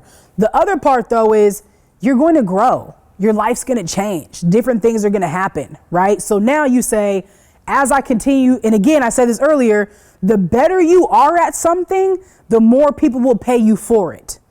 The better you are, the more, not just the more people, but the more you will get for being good at that task. So if you know, man, I'm really good at this and I got to get even better because the best people make X amount, then I need to make sure I get there. That's where you tap into that learner's mindset and remember that you are the what? The bag. You are the bag. You are the bag. So if you're not getting better at being the bag, then your bag will forever kind of be empty and deflated, and your do you number will forever be lopsided. Okay. So the next piece, though, is we want to figure out what's the equity in my do you number. So then we take our income minus our do you number. So let's say our income is $3,000. My do you number is $2,700. I have how much equity in my income? I have $300. That's what's up. Yeah, at least you're not on the other side. A lot of people are on the other side. And if that's where you're at right now, that just is what it is. But now we're figuring out, how do I move in the opposite direction? The way you move in the opposite direction is you start thinking about, what boundaries do I need to put around my money? Limit on your credit card. It could be. It depends on the person. A lot of money moves is subjective because everybody's life is different. So I'm never going to give anybody a black and white how to do it, because I don't know your life. I don't know who you got to feed. I don't know who you got to clothe. I don't know your situation. Only you do. So I need to equip you with the knowledge and the know-how, so that way you can execute in a way that's authentic to you in your life. So boundaries for you and your money may be different. I don't loan out money. I don't loan money. I give it. I don't loan it. I give it. When I loan money, I get mad because I don't see it again. And I don't like it. I've loaned out money to people that I love and haven't talked to them since. That don't feel good. We're talking. That's my dad back there, y'all. But it's real life. I don't loan money. If you say, hey, man, Coach Rees, can I just hold 100? I'll say, have 100. You ain't holding nothing of mine. You can have it. Because our relationship means more to me than that $100. And if you're in a space, now if you keep coming to me every week, I'm about to put you on payroll. Now you need to be doing something for me. Those is two different things. But if you're in a situation where you're like, you're out, cool. Because remember, I said at the very beginning of this, I'm a what? A bag. I'm a bag, but I'm also a giver. I am a bag, but I'm a giver. That's a part of my bag. So I need to make money because not everybody is in a space to where they always have something. So I want to be able to be a blessing to other people. I know I'm blessed to be a blessing. So when you come up to me, cool, I got you. It's no trip. No strings attached. It's yours. Have it. I don't care. Do whatever you want to do. Santa Claus. Absolutely. Black Santa Claus. So you got to have boundaries over your money. You have to know. Some people just try to solve people's problems with money. That's not me. I'm not in that business. Absolutely not. I'm not doing it. But that's the boundary I have. Some people haven't done that level of work, and so they still kind of moving that way. So you have to be able to put boundaries around your money in a way that says, my money does this. This is what my money is for. My money is going to here, is going to do this, is going to that, because I'm in control of my money. My money ain't controlling me. So that's people who talk about the love of money, right? Like money is not the root of all evil. The love of money is. And you fall in love with money when you don't have no boundaries around it. Does that make sense? So the next piece to that is fluidity. Life is going to do this, and so will your money. A lot of times we hope it's just this, but it depends. But the older you get, the hope is the more money you make, and the more wiser and savvier you get what you're saving, you're spending, your investments, and all of that. So your do you number will not always be what it is. So I'm not going to tell you to have a budget. I'm going to tell you to have a money execution strategy. Okay? I'm not going to tell you to have a budget. I'm going to tell you to have a money execution strategy. I need to know where my money is going because I'm in charge of my money because I'm the what? The bag. I'm the bag. My money ain't the bag. I'm the bag. Okay? Number one, I got to take care of my responsibilities. I don't want to experience homelessness. So that's number one. I got to take care of my responsibilities. Okay? I also want to make sure I have a car. I also want to make sure that multiple things are happening, gas, food, all those different things are in a line and in a way that I can afford them. The next piece is my lifestyle. I like looking, feeling, being, all those different things. But at different parts of life for certain people, you can't always, my toes right now ain't been done since August. Real life. If I took my sock off right now, y'all would be like, Coach, I don't want to dedicate the time and the $60 to go get it's winter. I'll do it myself at the crib, clipping them. And I'll spend the $60 on something else. In the summertime, I'll go. But right now, it's not worth it. So you have to know what a part of your lifestyle matters. The next piece is, I don't believe in having an emergency fund. I love it. I'm glad you're here. I believe in changing my mindset and having a life happens account. Ooh, two different things, okay? Emergency fund, and remember, I would go all the way back to the slide, but it's further. Our brain dictates everything that we do. So if an emergency happens and a bodily something freaks me out, I'm gonna start thinking and feeling a specific way. And then I might trigger, hey, Mike, great to see you. It's my guy. I might trigger scarcity mindset. Emergency equals fear. We also talked about we don't make our best decisions when we're leading with fear and anxiety. So why am I going to title an account fear? You might as well just put it fear account. In case something happens, I need to be, right? But if I can know, life happens. I was driving the other day onto an event and a rock hit my window. That joint said. I was like, dang it, life happens. Because sometimes I'm so mentally fit that it's not that big of a deal. I was on my way to go do something super dope. I didn't want to be, but some folks, some of us don't have the mental fortitude, the mental resilience to not see certain things as just what they are. Life happens to everybody. Nobody's obsolete from stupid things in life happening. Not one person. I'm not too good to not have a rock hit my window. I'm gonna be mad. Why me? I really was like, oh God, and just whatever, got over it. But it's just a part of it. But I thank God that I have the funds to be able to go get it fixed. You know where they're at? In my life happens account. So when life happens, I go to the account, I pull the money out, I get it fixed. Because if I know that I'm the CEO of me and my life, I know that I'm the bag. I then know I have the ability to make high level decisions. And my decision fatigue is real. Burnout is real. I don't have time to be stressing out over life experience, just random things that happen. You want to know something that's really funny? I promise you this is a true story. The next day, I had cleaners come to my house and clean up the house because I have Airbnb. So they came in, cleaned up the very next day after this happened. I go to the kitchen, I spilled milk. You ever heard don't cry over spilled milk? I spilled milk right after the cleaners left. I started laughing. They came in, cleaned the whole house, cleaned the floor. I spilled the milk and was like, that's hilarious. But had I not been maybe in the right mental state and poured into myself in that way, I could have looked at the spilled milk and been like, the cleaners just came, I'm mad, all these different things, right? Because it just happened. So I'm telling you two different things. Thanks for being here. I appreciate you, Will. Have a great one. Is I'm telling you from a mindset stance is the more you can train yourself to know that a lot of stuff that happens in life isn't personal. It just is life doing life because there's always going to be some form of opposition. And don't train your brain to see scarcity. Don't train it to see fear or to dodge it because something's going to happen. But if you can invest in your life happens fund, when something happens, you're okay. Because majority of Americans don't have a $400 saved up for an emergency. A lot of people are $400 away from being broke, and a lot of emergencies cost $400. If you go in car insurance and your deductible probably like $500 to $1,000. So for a lot of folks, that's a big deal. And we have fear around that. So what I'm trying to do is help decrease the fear and say, just invest monthly in your Life Happens Fund. The next thing, I want you to invest in happiness. Who thinks that money can't buy happiness?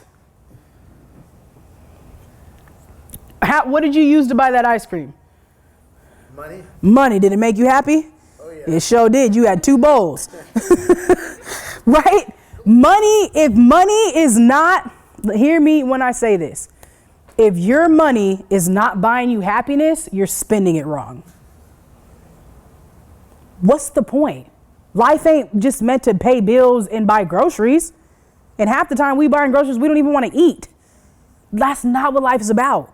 Your life is so much fuller than paying your electricity bill. Like life is meant to be lived and to have experiences.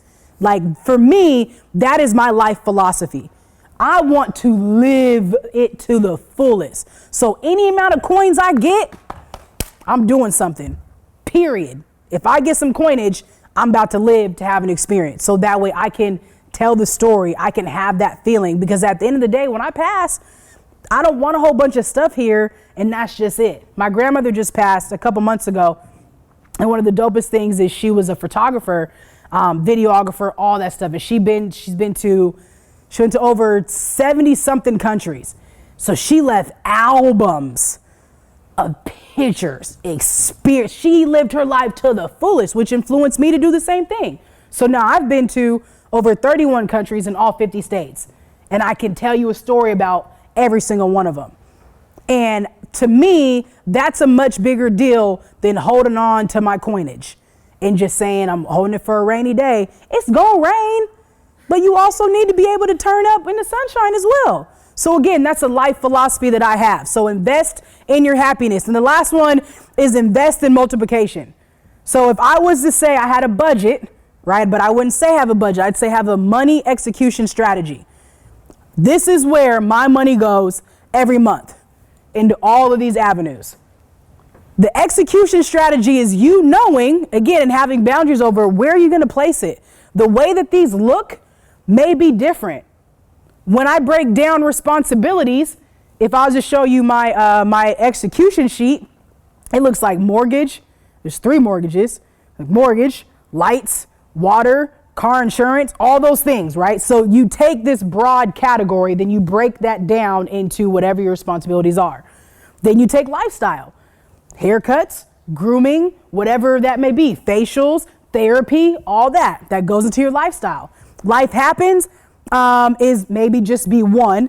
And then happiness for me, prior to leaving Pierce, I had a mission to visit all 50 states before I turned 30. So I had a line item on my execution strategy list that said travel. Any extra equity that I had in my check went right into that account. All of it. So when I went to go buy my plane tickets, my Airbnbs, my all that stuff and everything, where did I go? I went right to that account. The account was labeled turn up. It was labeled turn up. I took all the money. I said, ooh, extra equity, boom. So when I went to buy it, so I wasn't taking money from my responsibilities and going to turn up with it. I planned for it because it was my execution strategy. Does that make sense? So again, we talked about the brain, the top of the brain. Who remembers what it's called? It starts with an E. They all did. Executive. That's me making an executive decision. That's why we started with the brain. Because if you don't know how your brain works, you can't make a good execution plan if you don't know how to lead. So you need to be the one that leads your money. Too often people's money leads them, which is where a lot of things like addiction and loss and divorce and all types of stuff happens, regardless of how much money you have. So that's why I want you to know how to be able to do this. And again, multiplication is investments in different ways. However you want to invest, make sure you're multiplying or investing your money within your execution plan in some form of multiplication. That's the wealth, right? Whether it's real estate or stocks or whatever the case may be. So he left before I could get to this, but that's okay. We're going to talk about the credit card game. The credit and the credit card game. What we asked, you said 700? I think he said 6. The score, yeah, then somebody else said 0. Your credit actually starts at nothing. And I gave you the hint earlier.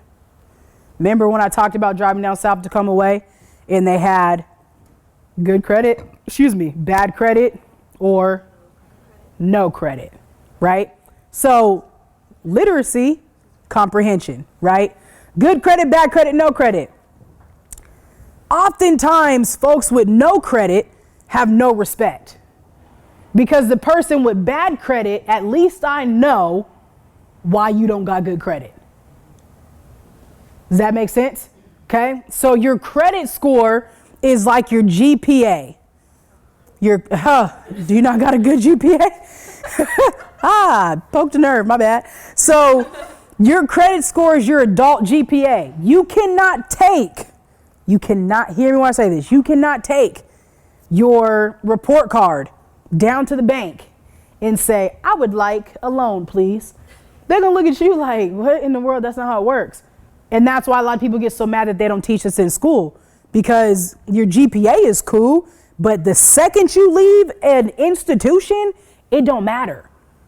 C's get degrees and so do D's. It just is what it is. And a lot of those people are running the world right now who dropped out of school. So, and school is becoming that much less important. That's not what we're talking about today, but I'm gonna go backwards. So your credit score is your responsibility score. That's how I like to describe it. Your credit score is your responsibility score, which is the same as your GPA. People will judge you based off your GPA. Oh, wow, you've got a 3 point something. You must be a better human. Isn't that how society looks at us? You've got a 4.0, you made the dean's list, you must be an amazing person. You could be the meanest person out there, but if you got a 4.0, people think you're better than the person with a 2.0. That's how messed up our society is. So you could have, what do you have, an 8 what? Oh, credit score? Yeah. 839. You hear how excited he was? We'll have what? It has 800. And I love it. But here's the thing. So Out of 850.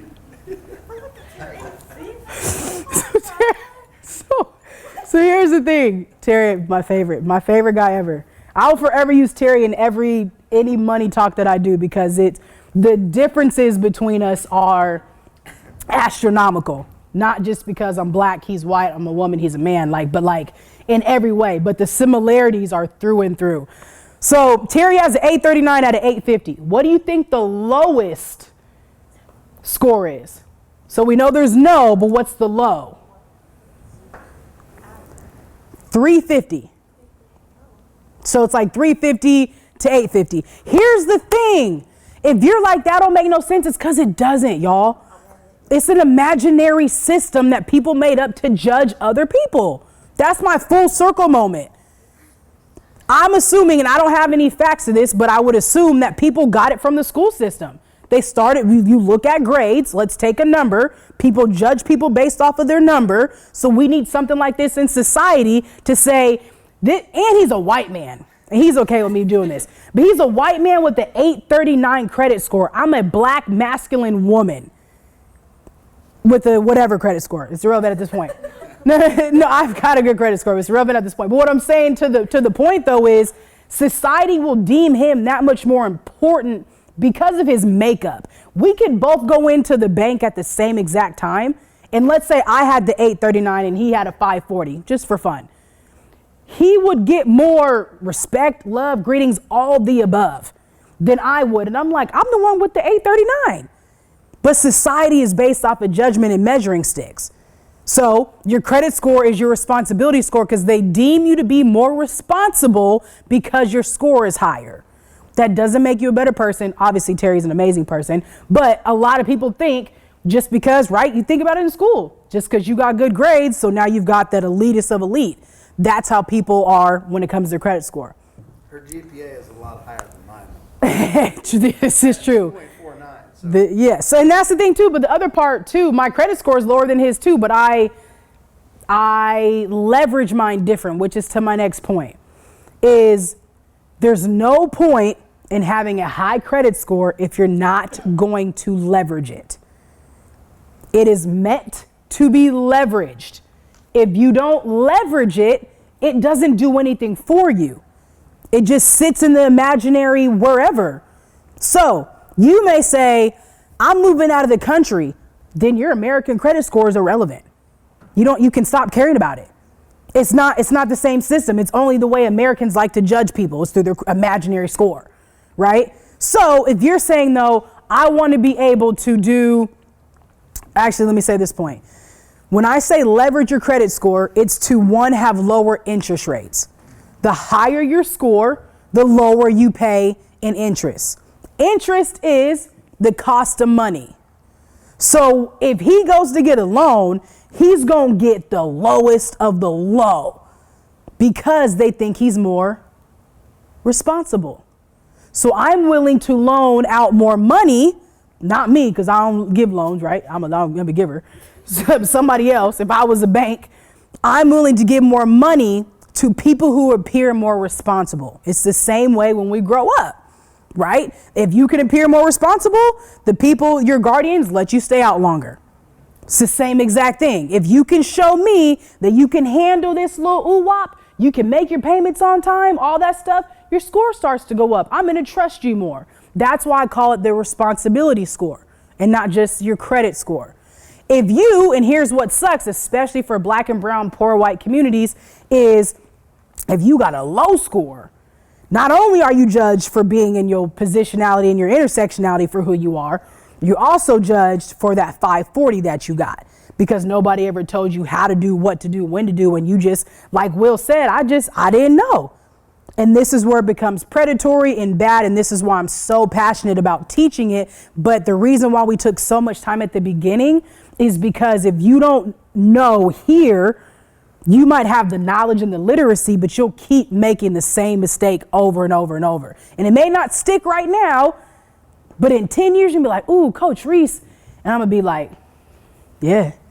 So my ROI may not come right now, or it may, right? It's up to you to start to learn more about it. But so the thing that sucks is the person with the 540 and the person with the no score, they may, and Terry, 3 guys walk into a bar, sound like a joke.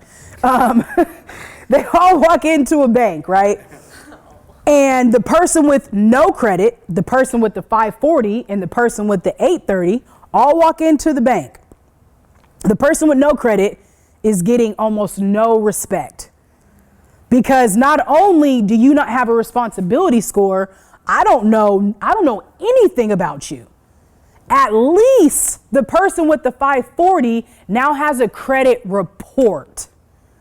Your credit report is your report card that shows what classes you got what grade in. Does that make sense? So classes, student loan, car, house, credit card, Victoria's Secret, Best Buy, right? Any of those stores you go to, would you like to save 30% today and sign up for this credit card? No, I'm good, right? So your credit report is going to show all the places that you have signed and gave somebody else your social security number to attach it right back you, just like your school ID. So do you see the parallels between the two? It's the same. School and the credit system is the same exact thing.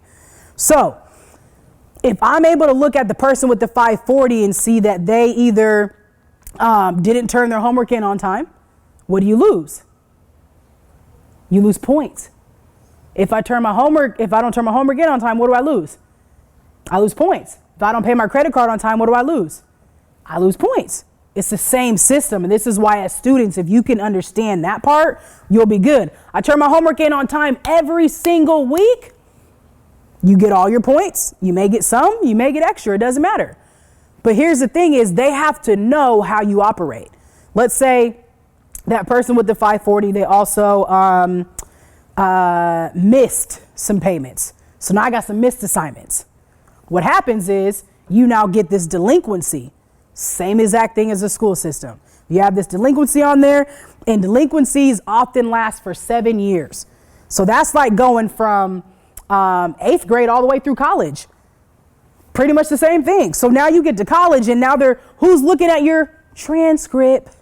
It's the same thing. They're looking at your transcript and saying, you're not good enough to get into this school. You're not good enough to get this loan. Go over there to another bank. The other bank says, we'll take you, but we'll charge you 30%. And now you're in a bind. And now you just take what you can get. And that's the unfortunate piece of how the system works is somebody might give it to you, but they're going to charge you more for your lack of responsibility.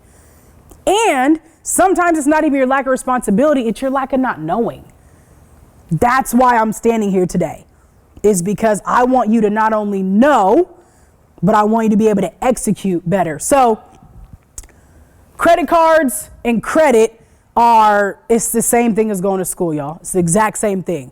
Cash to debit to credit, cash and debit, same thing. One's paper, one's plastic, right? You can't even get bags at the store without paying for them nowadays, random. But paper, plastic, your credit is you loaning or you taking out a loan from yourself on revival, on a revolving thing every single month or every single whatever.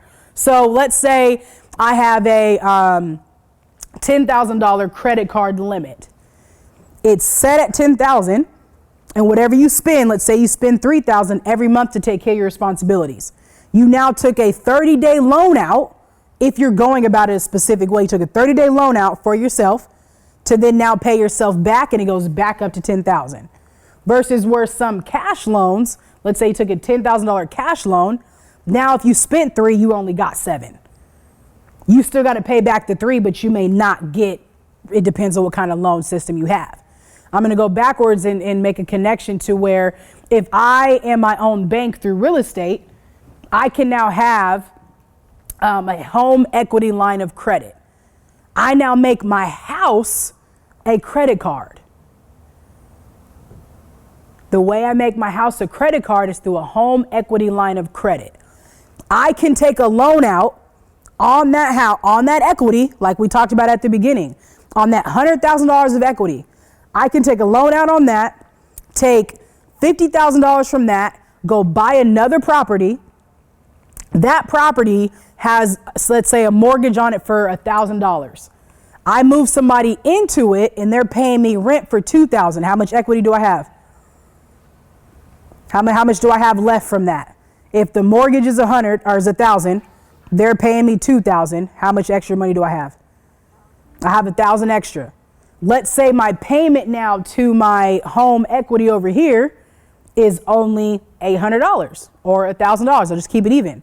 I can now take the extra money from here and pay it over here. Who did I borrow the money from? From me. I bought it from my asset. Does that make sense?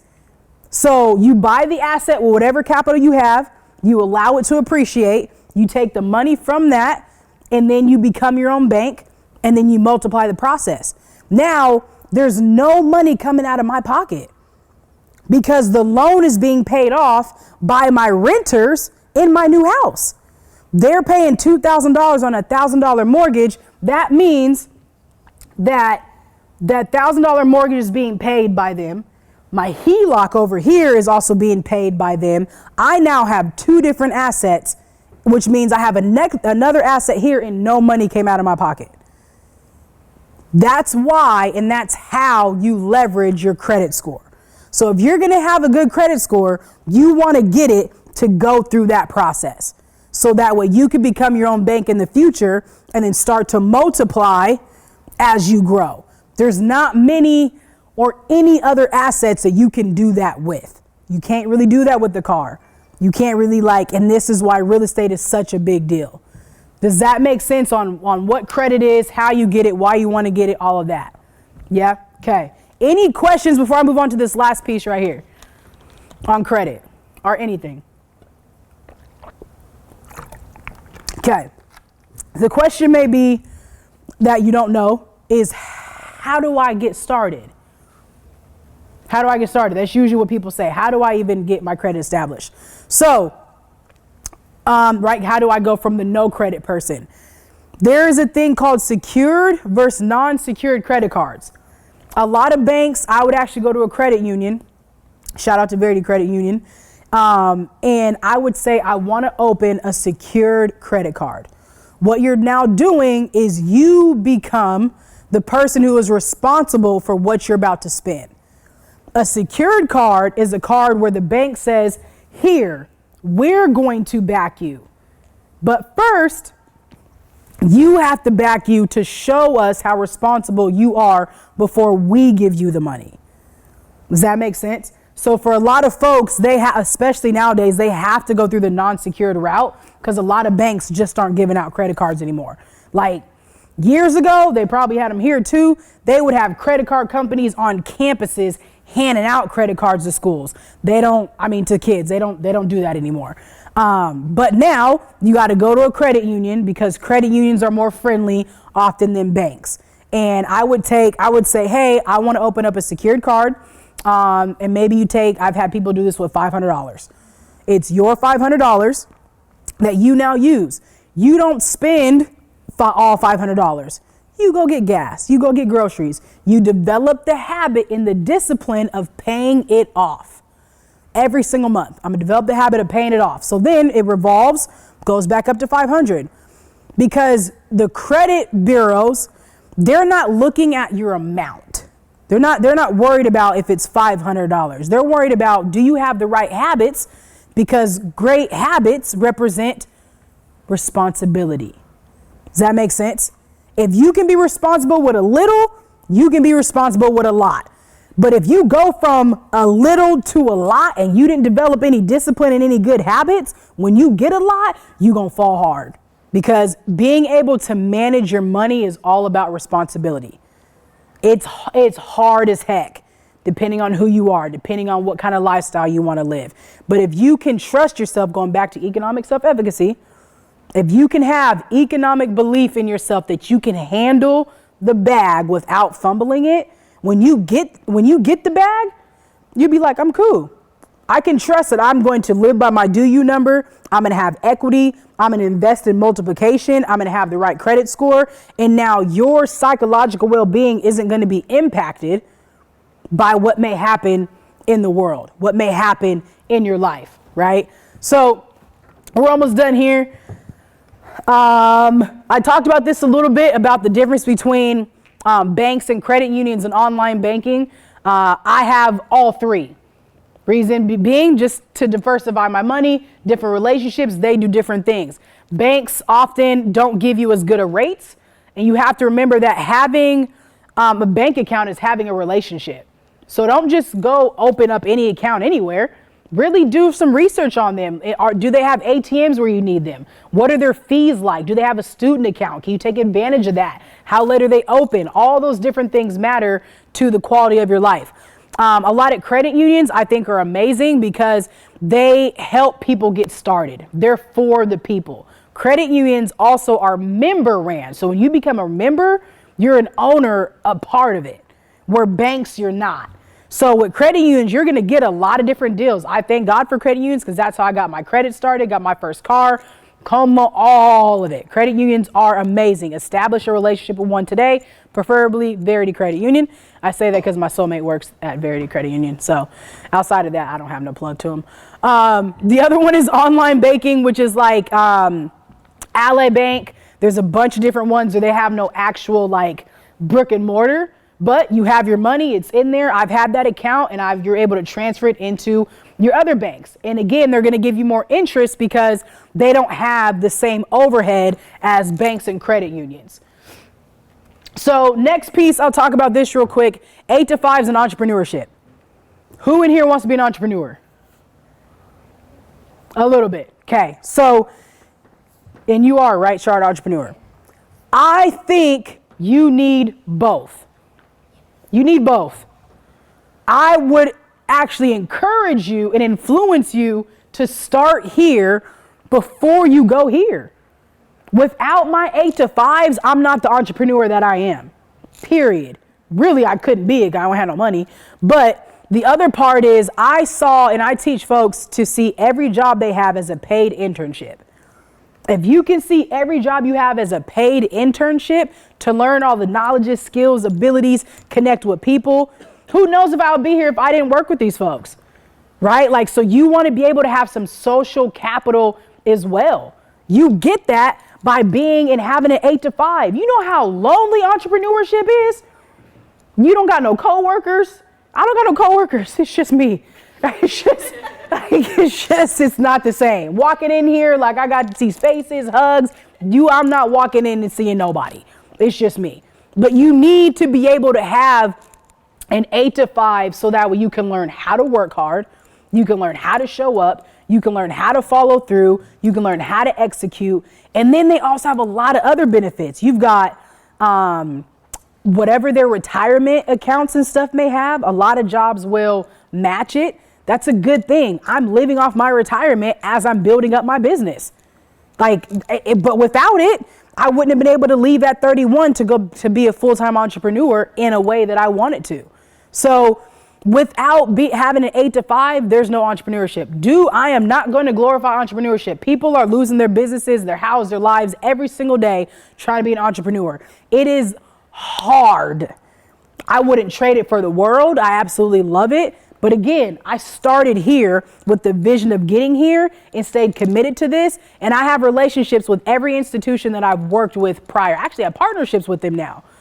because of who and how I was when I was there. So it's not that you can't do both or you shouldn't do both or one or the other. I just really encourage you, especially as students, go get great. I didn't leave till I felt like I could do this on my own. Years ago, I stood on this very stage pre-COVID doing something very similar, but I was being paid by Pierce on a W-2 with a gross versus net. I'm back making 400 times that because I got that much better on my own. Does that make sense? So go get great somewhere and have somebody else pay you, get that security, get your bag up, and then either do both at the same time or leave. Any questions about entrepreneurship before I move on and we close out? No? Okay. Financial freedom versus time freedom. This is why I'm an entrepreneur. A lot of people can have financial freedom having an 8 to 5. It's possible. You can make a whole lot of money. You have all the different assets, all that stuff. I want time freedom because I want to live. I want to travel the world with my family. I want to do dope stuff. I want to pick my kids up from school. I want to control my schedule. I just want to do it all. I need time freedom. I don't want to have to ask nobody for no time off. But when you're an entrepreneur, you don't got no PTO. You don't get no paid time off. When you off, unless you get to another space, right? So it's all a part of the process. Time freedom versus financial freedom. And that what I think is real wealth is having time freedom. Rich people have financial freedom. Wealthy people have time freedom. So last piece in leveraging your bag, we talked about real estate. Become your own bank. Become your own bank. When it comes to credit cards, learn how to be responsible and then leverage the rewards. I have gone to concerts for free. And I told you I love music. I've gone to Chris Brown concerts for free, all types of concerts. I've flown off of credit card rewards for $5.60 and not Spirit. I'm talking Alaska because of credit card rewards, right? The credit card companies hate people like Terry and I because we're responsible and we know the game. They prey on people who are not responsible and don't know the game. But they're set up for you to win. But if you don't know how to win, you will lose. But the rewards are amazing. So that's your reward to becoming disciplined. Develop the habit of being disciplined, utilize credit cards, and then spend the rewards because it's free money. It costs the same. The last two things, investing per your personality. I'm not big on stocks and things. They don't get me going. I have them, but they don't excite me. That's his realm. I don't care. But I have real estate and he has stocks. Per our personality. I could talk to you about real estate investing and break it down all day long. Stocks is but that's me, right? So you have to know you in order for you to invest in a way that makes sense to you. And then businesses, right? Equity. You don't always have to be the owner in them. You can partner up with somebody. You can give somebody money, but you want to be able to leverage the bag that you get. So the last thing that I will say, and I think that's my last slide anyways. Oh, no, this one is. Number one, there's certain people you need to have on your team. You need a CPA at some point in time. Not maybe right away, but some point in time, right? That's somebody who's going to help you with your taxes, especially if you want to be an entrepreneur. Help you leverage your bag in a way when it comes to what stocks and stuff you want to invest in. You need a lawyer. If you're going to be an entrepreneur, you need a lawyer. You need to know a lawyer. So if anybody in your classes right now is going to be a lawyer, stay friends with them. Lawyers are expensive and they charge you per minute. Like, you don't want to have no random conversation with no lawyer. They will send you a bill. And even if you didn't know it was coming, it's coming. But you want to know lawyers because they're people you want on your side. You also need to have, actually, I'll just say those are the two biggest things. A lawyer and a CPA. Estate planning. Have the conversation. You need to have the conversation with whoever is in your life that has any form of asset. Even if they're working a job and they have life insurance, or they're working a job and they have their job is given to a 401k and all those different things, or they have a house. If there is somebody in your life that you're close to, a parent, a grandparent, a guardian, an auntie, whatever, you need to have the conversation with them about what happens when you're not here anymore.